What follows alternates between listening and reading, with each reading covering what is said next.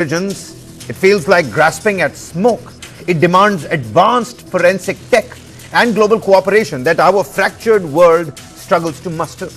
Existing laws under the IT Act and the Bharatiya Nyaya Sanhita, the BNS, remain woefully inadequate for these AI-specific crimes. And this leaves personality rights, consent, and digital identity dangling unprotected in the ether. This isn't science fiction. It's the raw, ripping reality tearing through lives right here in our country. On the 27th of October, take a look at this. Veteran actor Chiranjeevi filed a cyber complaint with Hyderabad police after discovering AI-generated obscene videos that morphed his likeness into vulgar deepfakes circulating on adult platforms. He says that the videos have inflicted severe and irreparable harm on his reputation, emotional well-being, and the entire family at large. And these weren't crude edits, but sophisticated AI fabrications, viral enough to demand immediate action. Police registered a case under sections of the IT Act and BNS for defamation, privacy invasion, and organized malicious conduct. The case proves that even icons, legendary stars, aren't safe when algorithms turn admirers into assailants. But the scars of deepfakes run deepest in the shadows of silence, where the victims aren't stars but everyday souls, common people. And one such tragedy from Faridabad should haunt our collective conscience. Meet Rahul Bharti, a bright 19-year-old second-year BCom student whose world imploded under the weight of AI-fueled blackmail that no teenager should ever endure. For over 15 harrowing days, he was hounded via WhatsApp, social media, with fake AI-generated nude images of himself and his 3 sisters. Extortionists demanded 20,000 rupees. All of this for 20,000 rupees. To keep the horrors from spreading, images so convincingly cruel that they eroded his spirit until he stopped eating, he withdrew into isolation, and in a final act of despair, took matters into his own hands and consumed pesticide, died by suicide. So should AI nudes be etched into our legal lexicon as forms of sexual assault? The psychological trauma they unleash is a slow poison of shame, fear, helplessness that mirrors the aftermath of physical violation. These deepfakes, they aren't playful pranks. They're a profound violation of consent, hijacking one's privacy and bodily autonomy to assert control from afar, reducing a person to a pornographic puppet in a performance they never auditioned for.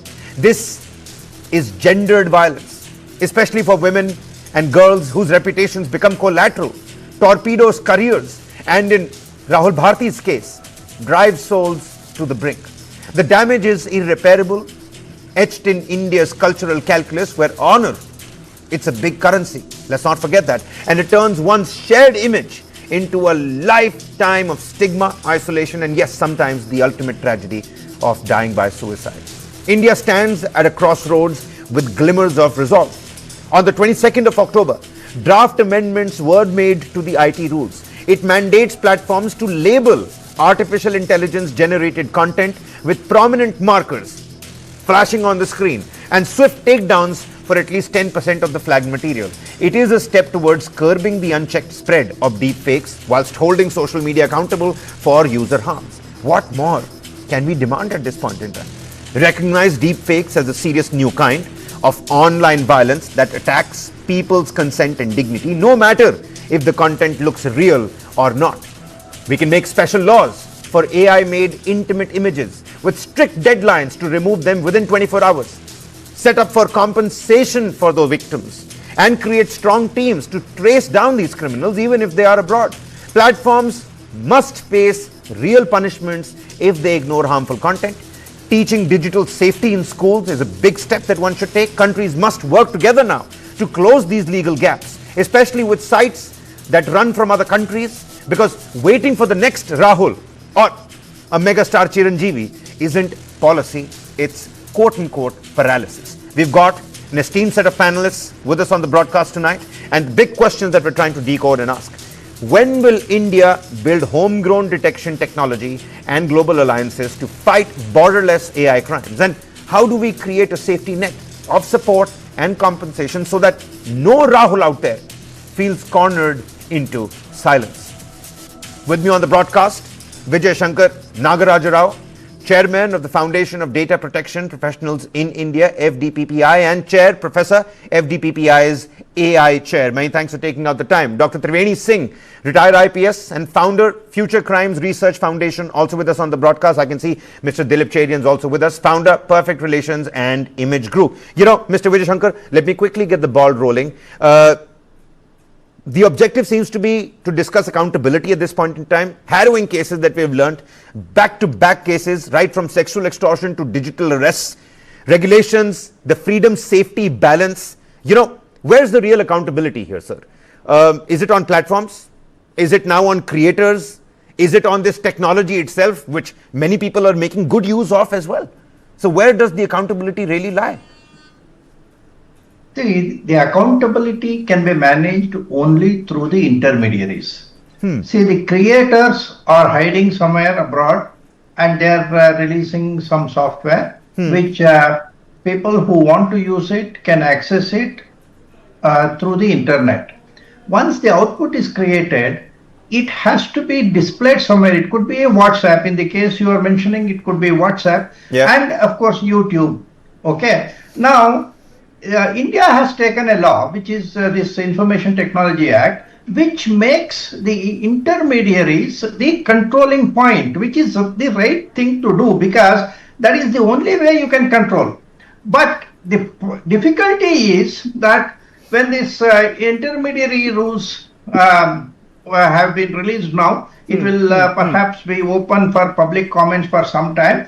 Already certain people in the media have started trying to object to this particular rule. Of course, this current rule, what is proposed is only to disclose the accountability at two levels. One is at the developers stage where a labeling has to be made, and then the platform stage where platform also has the responsibility, particularly if it is a significant social media intermediary. They are supposed to create technological tools to detect if there is a wrong declaration that something is not AI generated. So government, from the lawmaking point of view, has taken the first step.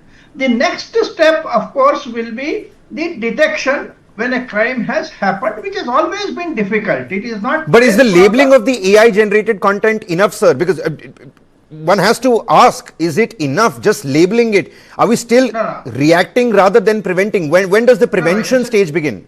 No, wait. This labeling is the starting point, okay? But if you look at Information Technology Act, it already makes this kind of deep fake or any manipulated video an offense which can be brought under Section 66 of the Information Technology Act. There is already 3 years punishment, cognizable offense. But how to catch the person? Exactly. And since we cannot catch the individual, the law also provides that the intermediary should be held responsible. If they don't take it down immediately, you can launch a case against the intermediary. No, you're right, Mr. Vijay Shankar. That's a pertinent point that you've raised. I'm trying to understand that you mentioned you have Section 66E, you have Section 67A, you have the new BNS sections, but why are these still proving to be toothless? What's the next step here? How do we catch hold of the culprit? And maybe stricter guidelines in place to remove all of that content within 12 hours. Why even wait for 24 hours?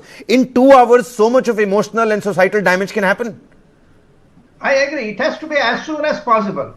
The law says it's as soon as possible, not exceeding a particular period. So law is there. Now the question is, the YouTubes and others, they refuse to follow Indian law and they try to play around with whatever freedom of speech provisions are there.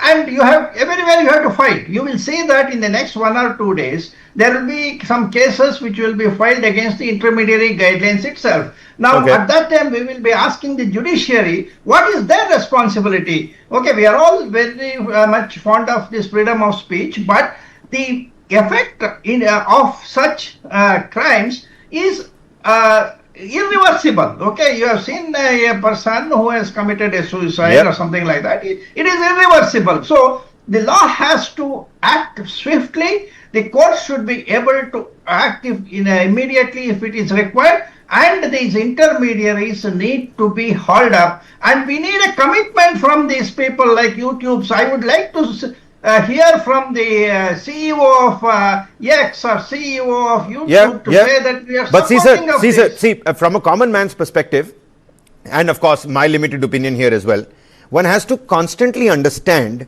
that, see, you've got big intermediaries, you've got X, you've got YouTube. Let's not single out YouTube. There's nothing against YouTube or a particular platform, but these have big offices.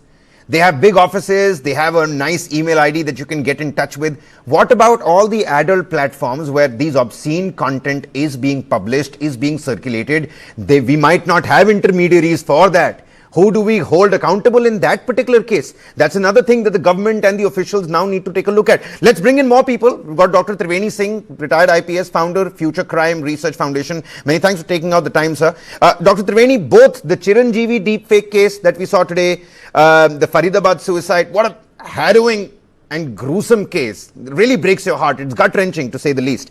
They have exposed horrifying legal gaps. How do you read this as a jurist yourself, as a cyber jurist, if I could use that word? Can we treat AI-generated nudes and the fake videos as sexual assault under the Indian law? If not, is it now time to do so?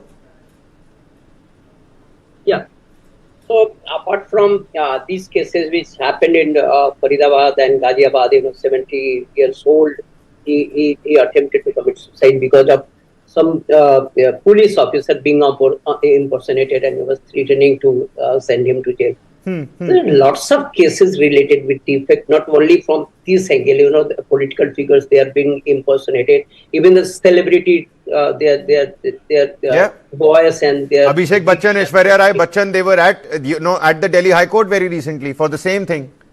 Yeah, recently they went to the Delhi High Court, they sought the injunction against all this. So my observation is, being on police, where the problem lies. Number one, in the legal provisions, their maximum punishment for 3 years. If we are taking it under Section 66 or even 67A, the maximum punishment is 3 years. It's cognizable, of course, but it's easily available. Number one. Number two, the problem is that of attribution. How to backtrack the criminal. Because earlier they used to do some kind of pranks, and AI was not that much advanced. Now AI algorithm has got so advanced that they're creating the deepfake as real as a genuine one. So now the problem is that without going for the deep forensic, you cannot differentiate whether this one is a real one or a fake one. With a naked eye, you cannot differentiate without using advanced deepfake technology. Yeah, who has that technology, sir? Who has that technology? Today, nobody has that technology. Where does one find it? Kiska gariban pakda jaye? Sabse bada sawal hi yahi hai. And why I'm trying to ask that is because, you see, the government is bringing in these labeling rules. Okay, but who is essentially verifying the accountability or the authenticity? It's like putting a fake sticker on a bottle of poison after one has already consumed that poison. Yeah, frankly speaking, with the law enforcement agency, which primary responsibility is to do the forensic, they don't have that expertise and other tools, And there are certain commercial tools which we have tested, and they are giving accuracy of only 70%, 65%. So legally, that is not admissible in court of law. If we are going to produce that this one is the fake one or the real one, so that is a challenge. Now, and earlier they used to operate at a local level. Now they have become organized and they are operating it internationally. They have created a scam compound in Myanmar and Burma and Laos border, and they are into sextortion and this digital arrest by using this kind of deepfake technology. So deepfake technology is very easier to get, and it's in some of the cases it's free. So there you said it, Dr. Triveni. When mega stars like Chiranjeevi, Aishwarya Rai, Abhishek Bachchan, I mean, when they become victims, what chance does the common man have? Yeah, no chance. Right now, government is not in a position to provide a solution to identify deepfake in real time. That is the issue. For example, for election purpose or for any other purpose, somebody has created a deepfake and made it viral, you know. By the time your version, and the truth comes into the picture, it goes viral and damages the reputation forever, That is the real problem, You know what, Mr. Vijay Shankar, you heard what Dr. Triveni just told us. Critics say that the tech giants have self-regulated themselves for years now. There has been no real enforcement. You're saying the intermediaries are being held accountable. But do you see government oversight as the only solution now to this, and a stricter oversight at that? That's the only possible solution. But Dr. Triveni has also pointed out that the government does not have the wherewithal at the moment. The officials and the enforcement does not have the capacity and the wherewithal at the moment. And he's not wrong in saying so. It's the advent of a new technology. We're all constantly understanding. Thankfully, we've moved beyond the debate of whether AI is going to take our jobs or not. But now there's a much more dangerous thing that we do need to take a look at. No, one of the things which Dr. Triveni pointed out is that 3 years imprisonment is also perhaps not sufficient. It has to be perhaps much more deterrent. Okay. Now, otherwise, we are living in a system where some of these things appear to be almost inevitable, in the sense that it is not possible to control the use of AI. And government oversight is almost impossible. Okay, so they can only act subsequent to an event if it is brought to their attention. Of course, we are talking of police who are actually part of the government machinery, but they have their own constraints, and we have to live with it. See, the problem is we have to live with it. We have to create such awareness in the marketplace so that people understand that you should not commit suicide for such things. It has happened even in the morphed images kind of a thing. Earlier, Asylum committed a suicide and other things. AI has only made it more difficult for identifying what is real, what is not real. But ultimately, people have to realize that this is the world. So if I see tomorrow my own nude photo or something like that, I should be able to say that, yes, so what can I do? I can do nothing, and my friends should know that this is not real. So that is the level of education which we have to take the public. People should not. But when the deepfake itself, Mr. Vijay Shankar, when the deepfake itself is so sophisticated, what happens in a situation when you yourself are unable to tell whether this is a fake video or not? No, it is not possible. It is not possible to say whether something is fake or not. You have something like Nano Banana, which will create instantly certain videos. So let us think that the technology is like that. Now, are we willing to actually stop the technology? No, the technology cannot be stopped. So we have taken the next best option of labeling, and subsequent to that, if an offense is found out, then we have to go for deterrent punishments. Now, two things which can be done is the financial penalties can be imposed, and waste loss can itself be used. An adjudicator can actually put 1 crore fine on a particular this thing, 2 crores fine, at least up to 5 crores. You don't need much of the. But many a time, sir, the problem becomes, that's a valid point that you've raised. Many a times the problem is, who do we impose this fine on? We don't even know. It's just some blank shell person, some company offshore.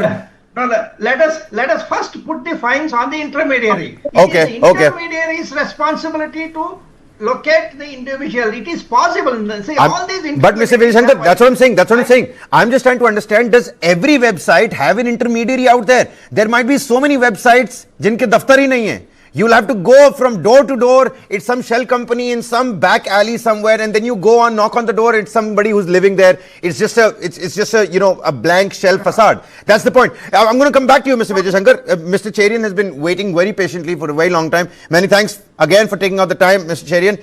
I'm going to give you a loaded question, sir. We need to explore the social behavior, this new dichotomy that we see between moral and trust erosion. So, AI isn't just a tech threat anymore, quite clearly. We've moved beyond that. It's now clearly a moral one. Are we entering an era where truth itself becomes optional? Truth has become optional, Mr. Cherian. You don't know what to believe, what to trust. I think that there are two aspects to this. Certainly, as we've discussed already, there are parts of it which are purely technology. There are parts of it which are education, and there are parts of it which is social reaction and rejection. So let's look at all three. Yep. In my view, intermediaries are the most obvious but also the softest target. That because they are really just the pipes who are carrying things to people. So that then and therefore the idea is that because you cannot go after the makers of the technology, you go to those who carry the product of that technology, which is moving very fast. On top of that, now you put education. So as long as people know that what you see is not reality, then the impact of that at a societal level gets reduced. So I think that we need to recognize that this is the time for schools, colleges, and families to be educated as to what is this threat and what is reality. What you said a little while ago, is there such a thing as reality, or are we all living in some cyber world where we don't know and can't distinguish? I don't know about that, Mr. Cherian, but what I do know is that there is no such thing as the absolute original anymore, because I don't see the I think originality has been eroded completely. Of course, it has also eroded the structures and pillars, the fundamentals of privacy, of piracy, beg your pardon. But at the same point in time, I feel like, trust is getting massively eroded. I'm going to again ask you, because I've heard you say this before as well. Technology amplifies what we already are. So what is AI revealing to us about ourselves, Mr. Cherian? What does AI tell us about us as a society? A deep-seated desire to profit and to harness technology for advantage. The two words are profit and advantage. It is not just titillation, amusement, or just enthusiasm to display technology. It is because each of the players on this platform are actually interested in either making profit or giving themselves, the airs and graces of being the most prominent, the most desirable, the most followed, the most visible, etc. So we need to understand that the character of humankind has not changed very much between avarice and the need for recognition. So to try and alter that by putting regulations or rules is a good thing, but you will always be running after that cat. And like Schrodinger's cat, you can't be sure what is real and into what plane it has jumped at any point of time. So, I as somebody who sat in on the creative side, as someone who sat in on the Advertising Standards Council, as someone who's been teaching public policy, let me tell you that lawmaking will always seek to chase, but the human emotion and the desire to, for avarice or for self-aggrandizement is likely to remain unchanged. So you can put the laws and fetters on those you choose to, control because they are in your control. But beyond that, it ain't going to work. All right. That's many thanks for very eloquently putting that out. I have another analogy, Dr. Triveni. Take a look at this. Today in the afternoon, I was parking my car, and then this person who manages the parking for the entire lot came running for the keys. And by the time he had taken my keys, somebody had banged somebody else's car at a different location. That person came to him. He seems to be the intermediary here. His collar gets grabbed. The person starts manhandling him, heckling him. Why weren't you there? I pay you money to take care of my car. What happened at that particular point? Now, the person who actually banged the car, he's left already.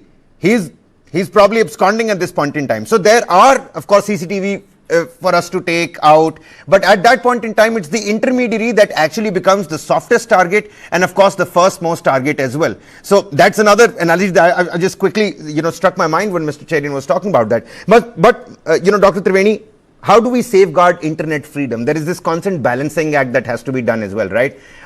So whilst policing AI abuse?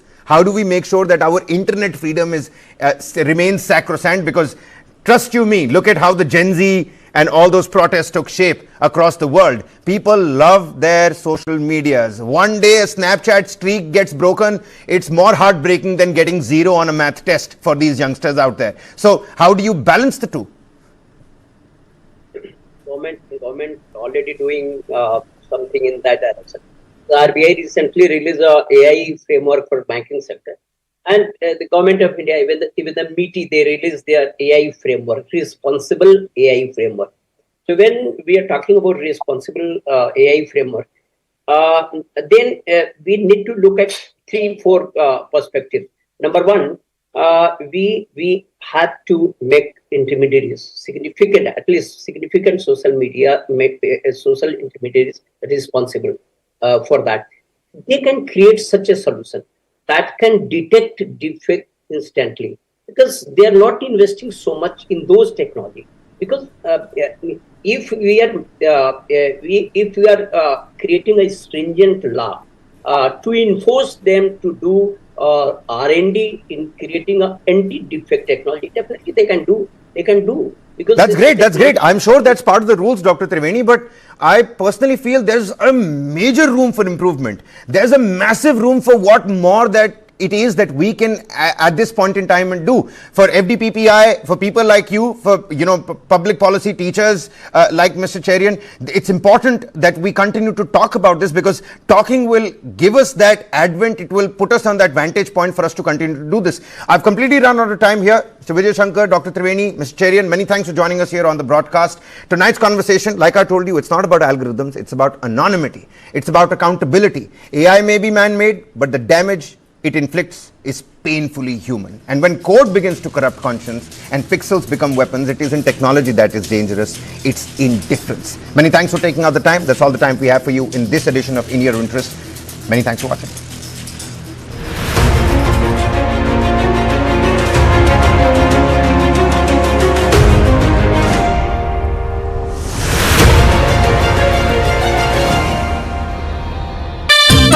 खेलता है, झूलता उछलता है, दौड़ता कभी कभी दौड़ कराता है, आगे आगे बढ़ता है इंडिया, अमूल दूध पीता है इंडिया। जी, आपने भारत कनेक्ट का नाम सुना है? शादी वादी करा है क्या? शादी नहीं, वो 5 लाख एजेंट्स की मदद से बिल पेमेंट्स पॉसिबल बनाते हैं। ओ, जैसे अभी किया। ओहो, शाबाश। आप हमें जानते नहीं पर मानते जरूर हैं। हम हैं भारत कनेक्ट। मेरी बेटी के अभी से बाल झड़ रहे हैं, मैं क्या करूं? 2 स्पून ही काफी है। Lion date